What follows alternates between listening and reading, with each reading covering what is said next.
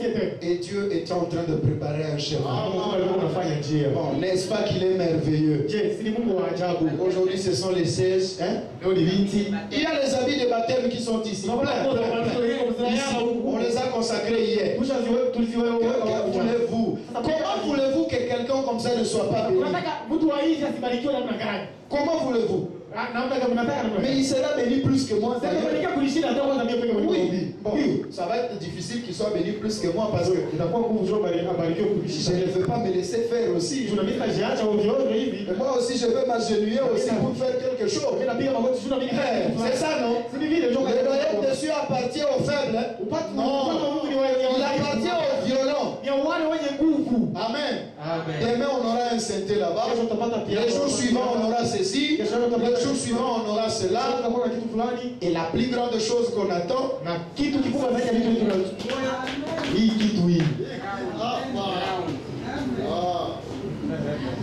c'est là qu'on devient un peu comme des fous. Hein? Pour ceux qui... Vous vous rappelez, non?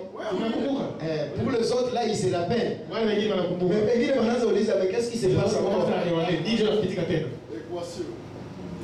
Tout lieu qui poserez la plante de votre pied et nous chez vous les dos. On a déjà confisqué cet endroit ici et là-bas. Il y a une autre parcelle là-bas. Là ici donc après la station de la MONUSCO ici. La clôture suivante là. On a déjà confisqué. Ça sera comment? Moi je ne sais pas. Mais on va en avoir. Et on va construire. Et les gens vont fermer les bouches. Vous savez, je laisse d'abord ça. Je lis ceci pour terminer. Sinon je risque de ne pas terminer. Mais on continuera avec cela même plus tard. Mais sachez une chose, Jésus-Christ est ressuscité dans le monde. Et il est ressuscité avec tout. Il n'y a plus de raison de souffrir. Moi je refuse cette histoire de souffrir. C'est terminé. Non, c'est terminé. Non, c'est terminé. Jésus est ressuscité. Et s'il est ressuscité, c'est pourquoi? C'est pour qu'on voit seulement dans un film. Oui, il est ressuscité, on vient ici, on danse. Et puis après, non. Il est ressuscité avec tout ce que le diable avait lié. Et aussi aujourd'hui, il doit ressusciter avec tout ce que le diable a lié dans ta vie. Il faut que Jésus-Christ ressuscite avec cela. Il a dit parce que je vis, vous vivrez aussi. Et nous devons vivre aussi. Mais je voudrais quand même parler de ça avant de terminer. Le lever du soleil 64.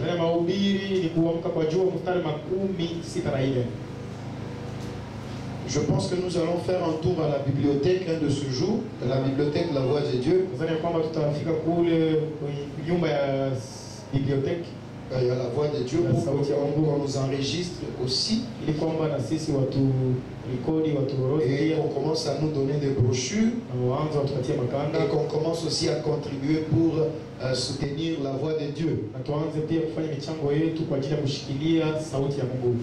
Frère Trésor, vous allez me rappeler peut-être au courant de la semaine, on va faire un tour là-bas.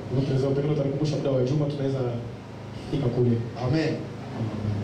Et les gens sont partis là-bas. Ils ont dit, ces gens-là ne les enregistrez pas.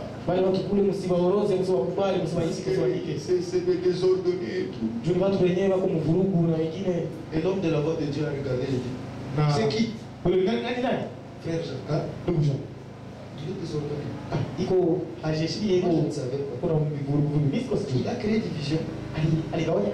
Non. Il a fait quoi? Non, c'est ce qu'on est en train d'apprendre, frère. Il a commencé par les désordres. Oui, mais quel désordre? Il ne sait pas dire. frère, arrêtez vos histoires. Elle pense que ça enregistre la voix de Dieu.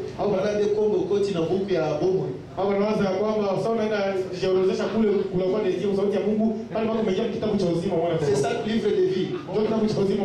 Ce n'est pas ça. Je parle lingala un peu aussi. Comme ça, personne ne va m'intimider. Je parle anglais aussi. Tu ne vas pas m'intimider. Oh non, frère, vous savez. Il est dit ceci dans la brochure en anglais. Je lis aussi anglais. Parce qu'aujourd'hui, les gens sont tellement. Ils viennent avec une séduction énorme. Et je connais un pasteur vieux, vraiment vieux.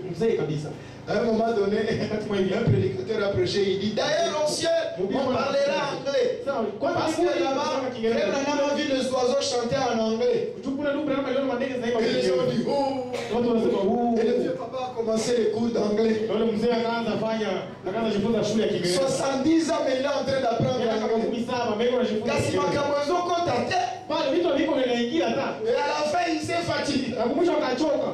Je suis allé le voir, j'ai dit papa, arrêtez vos histoires. Au ciel, on ne parlera pas anglais. Qu'en est-il des mamans qui vivent à Nyabiondo là-bas, qui n'ont jamais vu les tableaux noirs? Pierre ne savait même pas lire. Pour aller au ciel, ce n'est pas l'anglais, ce n'est pas non plus le swahili, non pas le lingala ni le français, ce n'est rien de tout ça. Pour aller au ciel, on vous posera une seule question. Avez-vous reçu le Saint-Esprit depuis que vous avez cru? Que tu connaisses l'anglais, c'est bien. Ça vient d'ici sur terre. Et là-bas, le Saint-Esprit. Paragraphe 64, je termine. Et c'est parce que moi je vis que vous vivrez aussi. Et je vis en vous. Et les œuvres que je fais, Jean 14, 12, les œuvres que je fais vont m'identifier. Montrer que je suis en vous. Quel message! Ce n'est pas étonnant que nous ayons eu un monde de ténèbres de la théologie. Écoutez bien. Écoutez. Mais au temps du soir, la lumière reparaîtra. Il y aura une résurrection au temps du soir. Ça, c'est une parenthèse que nous allons développer le jour suivant. Il y aura une résurrection au temps du soir. La lumière paraîtra au temps du soir. Oh là là. Écoutez. Maintenant, l'essence même du message qui a été envoyé est qu'il est ressuscité de mort. Amen. Qu'il est ressuscité de mort. Nous, ces bénéficiaires, nous qui partageons la résurrection avec lui, nous en tirons les avantages. Merci. Les avantages de la résurrection. Nous en tirons les avantages en prouvant au monde qu'il est vivant. Nous ne pouvons pas le faire en parole seulement. Nous ne pouvons pas le faire par une tradition d'homme. Tout ce que nous faisons, c'est refléter exactement ce que nous indiquons aux gens. Nous partageons sa résurrection et nous tirons les avantages. Je termine en lisant ceci. Voilà les avantages maintenant que nous voulons tirer. Possédant les portes de l'ennemi. 58 jusqu'à 61. Dans l'église de Dieu vivant ce matin. Alléluia. Est-ce que nous sommes l'église du Dieu vivant? Dans l'église du Dieu vivant ce matin se trouve la puissance de guérir toutes les maladies. Car il est ressuscité. Nous avons le pouvoir de guérir toutes les maladies. Si tu es malade, je te donne l'information que la puissance est ici pour guérir toute maladie. Dans l'église du Dieu vivant se trouve la puissance de vaincre toutes les tentations. Est-ce que tu es tenté? La puissance se trouve ici. Entre les mains de l'église du Dieu vivant ce matin. Oh, le bâtiment n'a pas de main. Entre les mains des membres de l'église du Dieu vivant ce matin se trouve la puissance de changer le péché et de le rejeter et de recevoir le baptême du Saint-Esprit dans l'église du Dieu vivant. Et Jésus dit, je confirmerai moi-même que je suis avec vous, car ces signes accompagneront ceux qui croient. Il possédera la sémence de son ennemi. Celui qui croit en moi. Il possédera la sémence de son ennemi. Il possédera, sa sémence possédera la porte de son ennemi. Quelle que soit la porte, quelle que soit la maladie, les tentations ou les péchés, quelle que soit la porte, elle est vaincue. Amen. Oh, main sorcelée. Oh, m'a tendu des pièges. Oh, la tentation est difficile. Tout cela est vaincu. Moi, je dis Amen à ça. Et la sémence d'Abraham la possède. N'êtes-vous pas heureux ce matin de savoir que nous sommes maintenant plus que vainqueurs? Parce qu'il a vaincu, il a fait de nous plus que vainqueurs. N'êtes-vous pas heureux ce matin de savoir que nous sommes maintenant plus que vainqueurs? Écoutez. Oh, il n'y a pas de quoi combattre. Le combat est terminé. Le coup de sifflet a retenti. Le drapeau a été hissé. Et au milieu de chaque amoncellement de péché,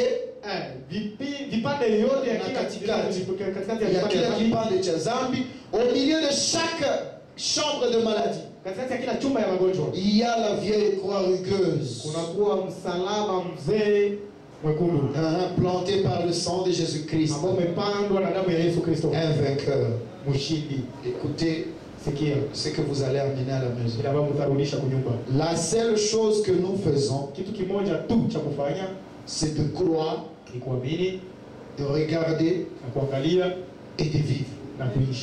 Et que Dieu vous bénisse richement. Nous allons prier. Je m'en vais prier pour vous. Mais avant, je vais demander, est-ce qu'il y a quelqu'un parmi nous qui voudrait accepter d'être baptisé au nom de Jésus-Christ?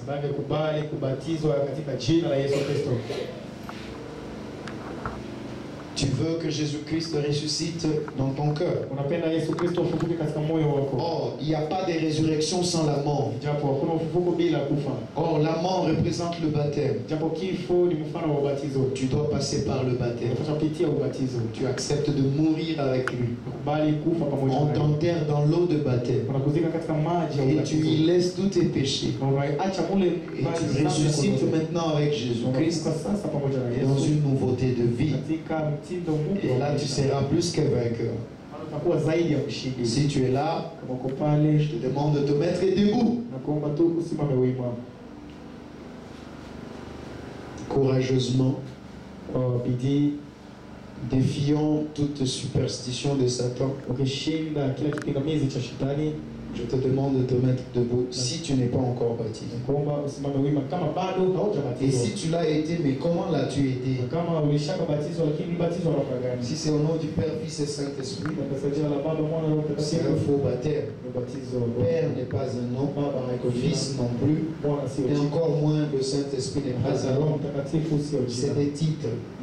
Mais qui est celui qui est Père, Fils et Saint-Esprit? C'est son nom que tu dois être baptisé.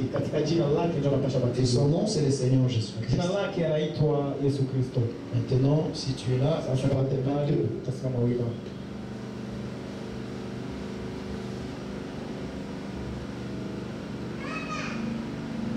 Jésus-Christ est en train de t'appeler. Il va être ressuscité en toi. Il va te donner la vie. La vie en abondance. Si tu n'as pas encore été baptisé, je t'invite à te mettre debout. Si tu ne sais pas ce que demain nous réserve. Tu ne sais même pas si tu vas arriver demain. Tu ne sais pas ce qui va arriver. C'est pourquoi quand tu entends la parole de Dieu, n'endurcis pas ton cœur. Si tu es là, encore une fois, mets-toi debout avant que je ne prie.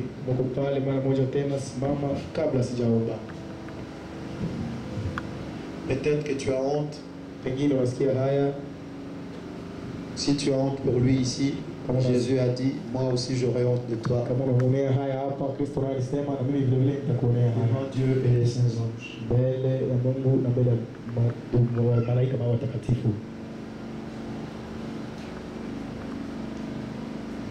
Si tu as peur de te mettre debout, tu vas alors attendre. Quand les autres seront partis, quand on va sortir, on va te baptiser. Seigneur Dieu Tout-Puissant, je te loue, je te remercie pour cette journée commémorative pour Pâques.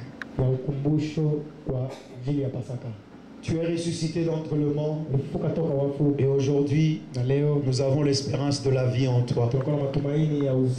Je te prie au nom de Jésus-Christ de ressusciter chacun de nous et toi-même que tu vives ta propre vie en nous.